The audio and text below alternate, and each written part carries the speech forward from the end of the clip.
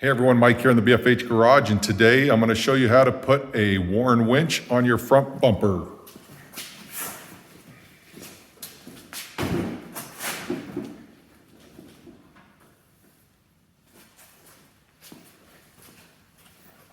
I wish it was that easy.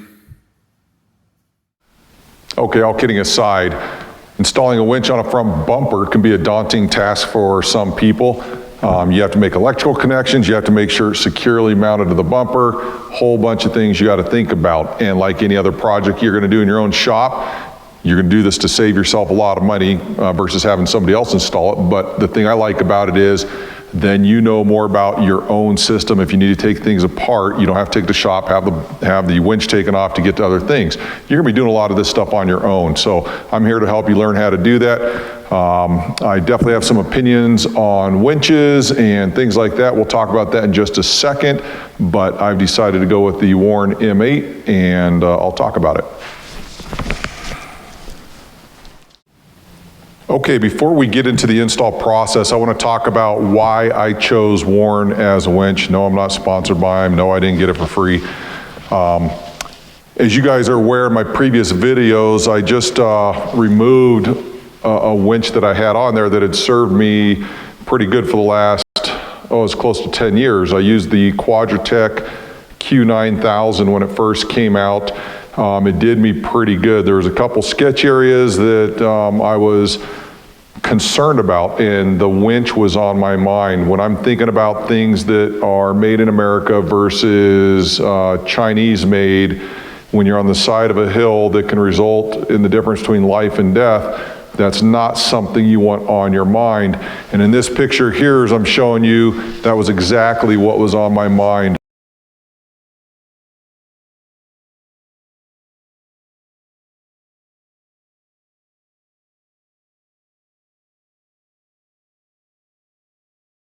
The winch, it worked fine that day, but believe me, it was on my mind. And the last thing I want to do is have something like that on my mind when I'm in that kind of precarious position. So recently my winch started shorting out a little bit. It was arcing. I think I got a ground wire loose or something to that fact. That's fine. It's old. I'm going to replace it. And I decided to go with the Warren M8. So for a TJ, I'm going with the 8,000 pound winch. If you're in a JK or jail or something like that, you can go to the 10 or 12,000 pound winch. That's fine, but this works for me in my application. Warren, the M series are all made in America. If you get the VR stuff from Warren, it is assembled in America with parts made in China. So if you're truly looking to get something that is made in America, built in America, everything comes from America, this is it right here. So that's why I chose this winch. The one thing I did do is I went with the synthetic line option, but I have a preference in synthetic line. I like the tactical recovery equipment stuff better than I do the Spydura. I have my own reasons for that. That's fine. I'm not going to try to sway anybody from getting whatever they want, but I definitely wanted the synthetic setup, going away from steel cable. On that trail that I showed you in the picture, I winched probably about a dozen times. I snapped my winch line in half. That was user error, not understanding that I was going under rock instead of up and over. I broke the line in half, had to tie steel cable in a knot. If you've never done that before, that can be that can make for an exciting day. How's that? So anyway, this is what I have. I'm going to take a look at it. So before we go into install process here, I want you to understand that like any other good project, coming up with a good plan is key to having a successful outcome.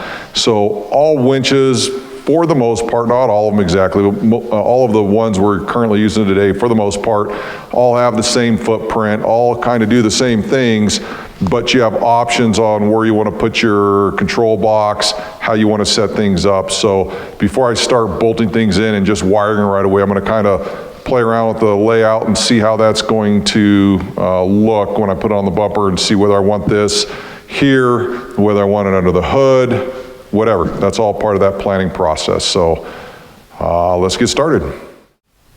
For a small disclaimer, I just want to put out there that if you're going to install a winch on your rig for looks, that's your prerogative. But if you plan on using the thing, I highly, highly encourage you to do a lot of research to make sure that you can operate your winch in a safe fashion. These things can hurt you in a hurry. You can go online and see videos where they've taken hands into the winch. You can do a NIOSH research on that, and you're gonna see where there's a lot of people that get injured, lose fingers, lose hands, and actually even die through using a winch improperly. So with that being out there, make sure you're being smart with your winch. Once you get the winch out of the box, get everything unpackaged, you're gonna realize how simple this thing is. There's only a handful of bolts you need to use. You have some boot covers for the electrical connections. You have your contactor box. You have your hose fairlead, the winch itself, and 1 page of instructions. That is all they give you there. And when you look at this, it doesn't do anything other than show you pictures. It doesn't tell you what you need to do other than the torque spec there for those nuts, and then pictures again on where to connect things. And to be honest with you, it doesn't really need to be any more detailed than that. It's fairly straightforward. The one thing I recommend, depending on what kind of bumper you have, is that trying to get this installed and get those bolts tightened on the bottom while the bumper is on your vehicle makes it really difficult. So you'll need to pull your bumper off, make your connections, get everything all set up, put it back on, then connect your wiring. Okay, before I get the winch on, the first thing I want to do is take my hose fairlead and get that installed. Most bumpers, this edge here, although it's not really sharp, it does have a relatively sharp corner, and I get worried about synthetic line rubbing up against that and having it cause some unnecessary wear. So as you can see, this hole's pretty wide here. The hose fairlead is kind of narrow. You want to get that centered on that as best you can using the provided bolts. Now, the one thing I always do is I will put Loctite on my bolts. I don't want this stuff falling off on the trail, so I've applied Loctite to these bolts as well as the winch mounting bolts. Now you can see, once I have that in there, you can see how much room you have to move around to get things to line up. So the first thing I'm gonna do is get my nut start on the back side, and then I can kind of get a little bit tightened up where I want it and then tighten it the rest of the way. Now, people are asking me, why am I putting this on first? And the whole reason is, once that winch is in place, trying to access back here to get everything tightened up properly is a lot more difficult. So you put this on first, makes your life a little bit easier. So, and you get these tightened up just a little bit more finger tight. Then I can kind of move it around and get it exactly where I want. And I'm feeling for where that edge is and making sure that it's going to be in a safe spot. There we go. Once I have that, I can take my wrench,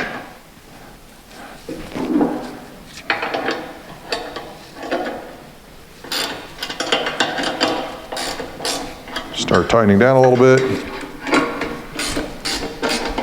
come in and double check, make sure everything looks correct.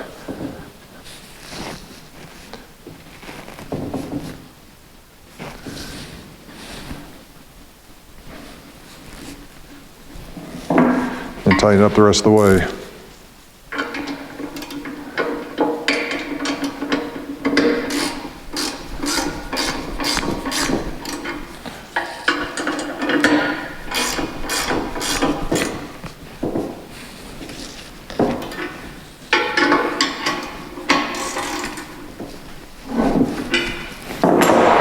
Once you get that tight, triple check, make sure everything is where you want it. You don't have any sharp edges. We'll move on to the winch. Okay, we're almost ready to mount the winch, not yet. Some people do it a couple different ways. Some people like to put their contactor pack up top first, get all that stuff figured out, then mount it. I'm kind of the opposite. I want to get this set and then I can kind of finagle my wires where they need to go once it's in place. But part of the problem with that is that we have to connect a ground wire to the underneath side of this. So if you turn the winch here this direction, this ground wire right here, if you get your contactor pack here, this little bitty ground wire also needs to attach to that. So once it's mounted to the plate, you can't access this bolt, so you need to attach this first. And the way I'm going to do that is I'm going to orient my pack the way that I want it, which would be this way, or close to that way. And I'm going to go ahead and make my connection with this. This wire's small enough I can bend it where I need it to go, so it's not a big deal. But I definitely want to make sure that I get it attached before I connect the actual winch. So let me get that out. And then this goes right through here, right back through the ground cable that's already there. And this housing is threaded. It's not like there's a nut or anything on their side. So you want to make sure you don't strip it. So you want to get it down snug. I wouldn't use Loctite or anything for this, just for the fact of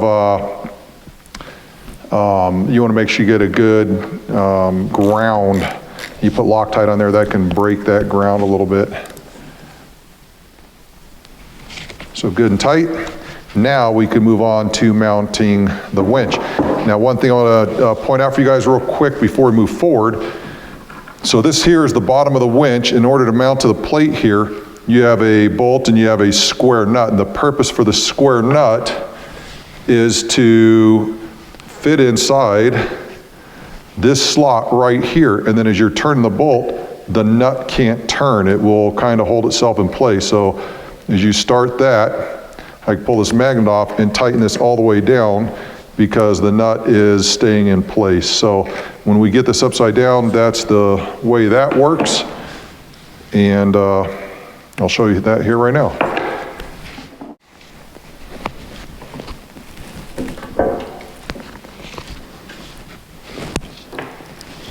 You get a couple of these in here to kind of hold it in place while I get this nut situated. Now you got to take a little bit of that pressure off so the nut, so the bolt can access the nut. And if it tries to turn sideways on you there, that happens. You can use a magnet, and that'll help with the trying to thread everything up through okay. So now that you get it started, now you can take the pressure off of it and get it finger tight. Now, be sure to not tighten anything until you get all four of these in place. I think that's for obvious reasons. You want to make sure you get everything established and in place before you tighten it all down.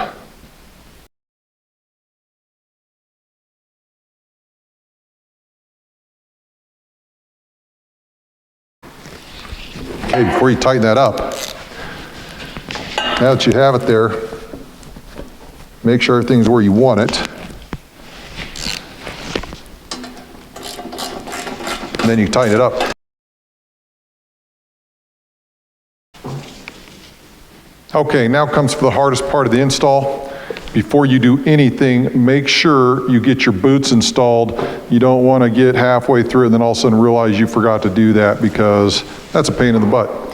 So understand that your controller box needs to go like this, and we need to find out how to get these wires in here in the best way, so that way they could all lay on the back side here. So you don't want wires turned hanging out the front like that. You want to get everything coming to the back side. So what I'm going to do is get everything loosely installed, and then come back and kind of move things around and see what that best position is going to be for everything.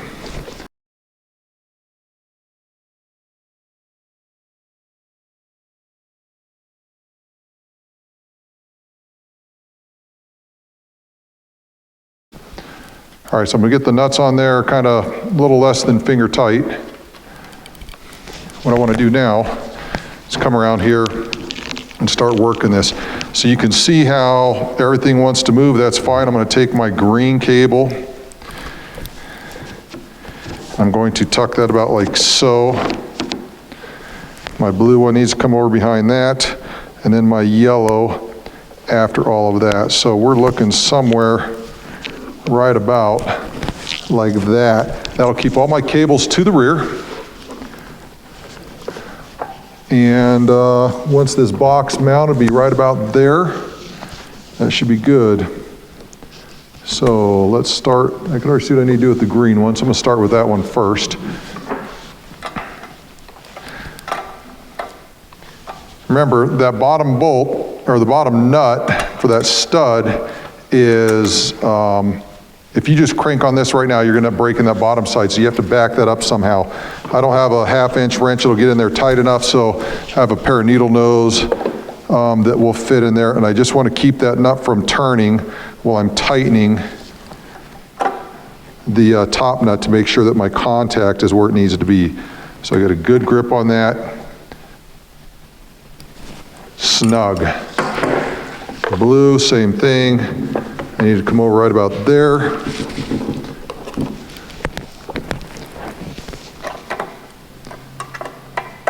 Start getting it snug. Maybe a little bit more, there we go. Back it up.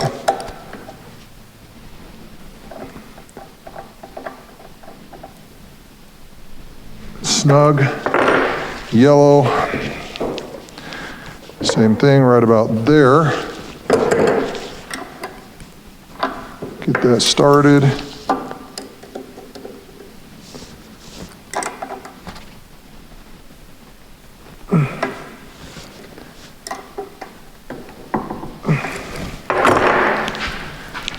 Now when I go to put my controller up here, I can work these wires around a little bit, get them exactly where I need. So for now, I'm good with that.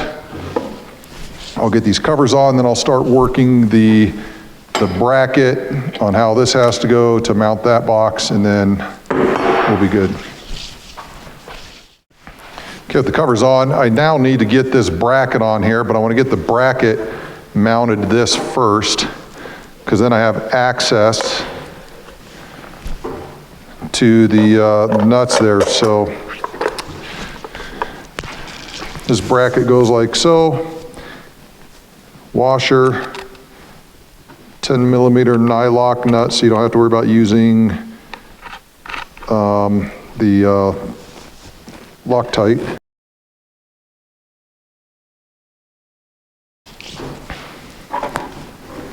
Okay, with the bracket installed there, now I need to remove these pins here so I can make room for the bracket.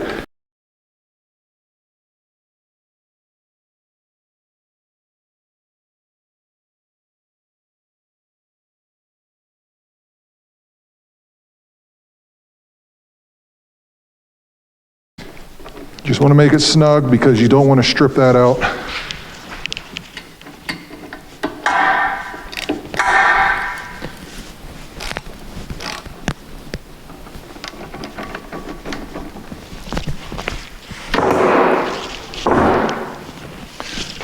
Boom, now we have it attached.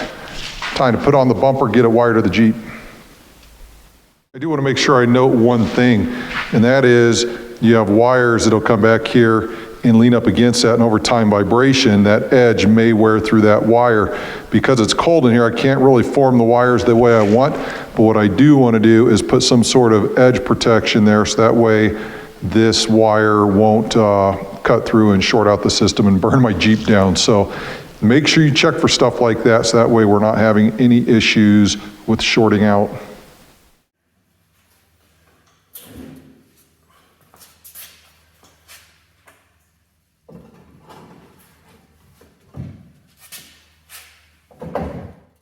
With the bumper tightened all the way down, now comes time to simply route these wires up to the battery. One thing you want to make sure that you're paying attention is that you have your chafing protection. This one already comes with it. My last one already had a loom in there, so make sure you are being very aware of sharp edges like the grill here, something that can cut into that.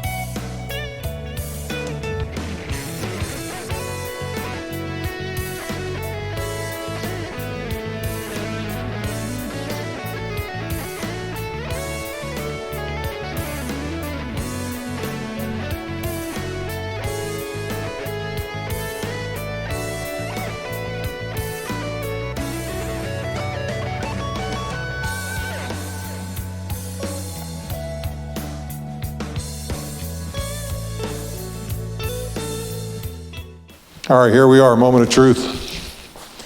Time to hook this up and see if she works. Make sure everything's clear of the drum.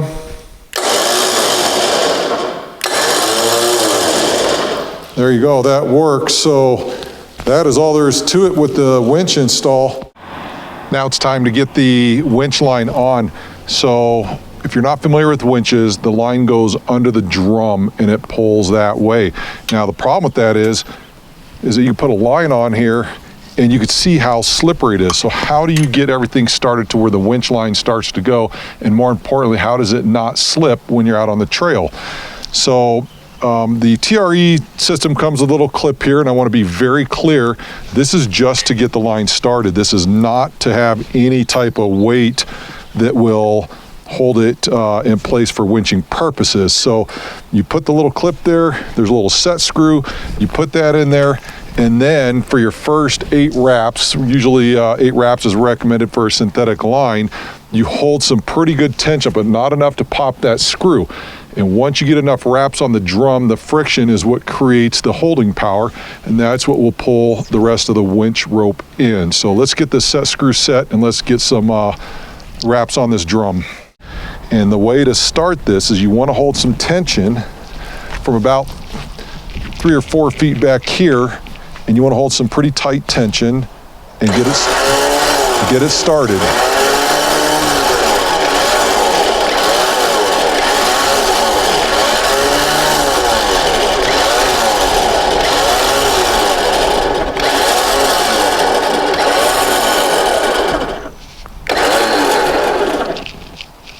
So right now, I have 1, 2, 3, 4, 5, 6, 7, I have 8 wraps on that, and it's tightened up to my truck behind us.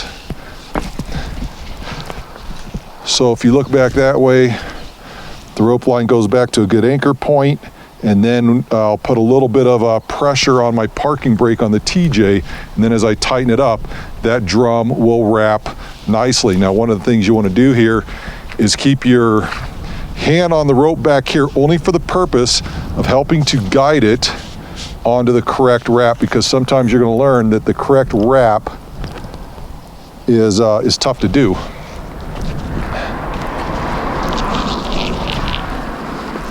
So make sure your line comes back here, or I mean your remote, and then I'm going to help guide left, right, depending on which way the drum is wrapping, the rest of this rope.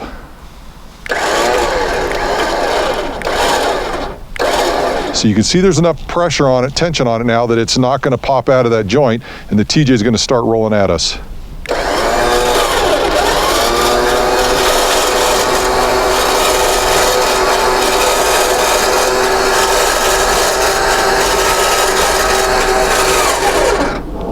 Now, as you can clearly see here, I have everything coming into a nice, good, clean wrap. It's going to get to this side of the drum, and then I'm going to start going back the other way.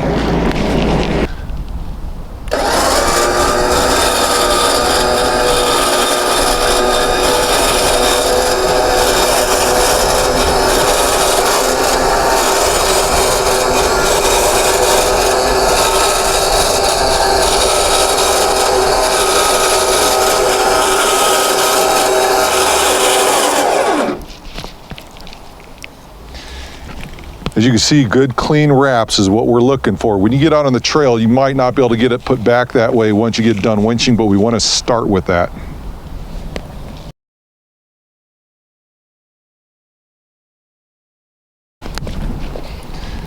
As we get to the last 10 feet, you want to be really, really careful, pay attention. So you have this protective sleeve on here, and this is designed to lay it on a rock. It'll slide up and down the rope. A lot of people will discard that, throw it away. They don't think it does any good. I'm going to use something else. I'll eventually pull this off because I'm going to put a safety thimble on the front side. But just to get this loaded right now, I'm going to leave it on. But your last 10 feet, you got to just kind of pulse it and pay attention to what's going on.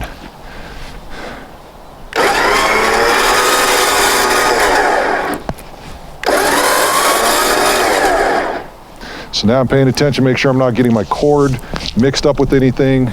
Get these last 10 feet in.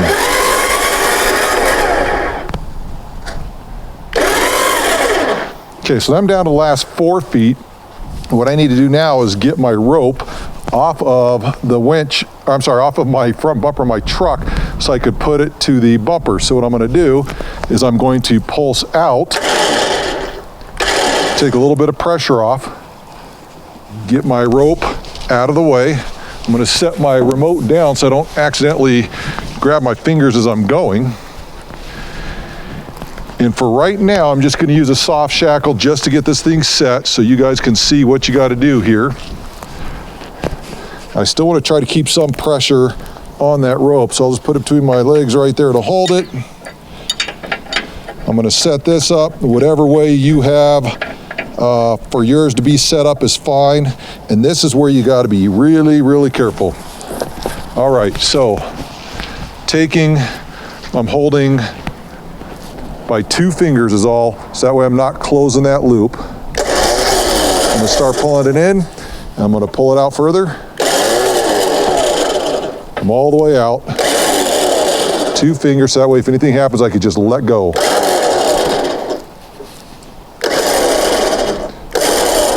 And that's it, I'm gonna let it go right there. Now, normal circumstances, I'd have some sort of hook attached to that. I still need to put on a safety thimble. But for right now, you guys understand how this works now. That is how you get your winch line installed on your Jeep. And after every trip, if you end up using your winch line on a trip, bring it home and go through this process again. You want to make sure that before you go out on the trails that you get your winch line hooked up good. You have it set to where it's not going to be all tangled up and kinking on each other, because that's what ruins a winch line. So make sure you get it set up nice and neat. You'll be good to go. Have fun out there.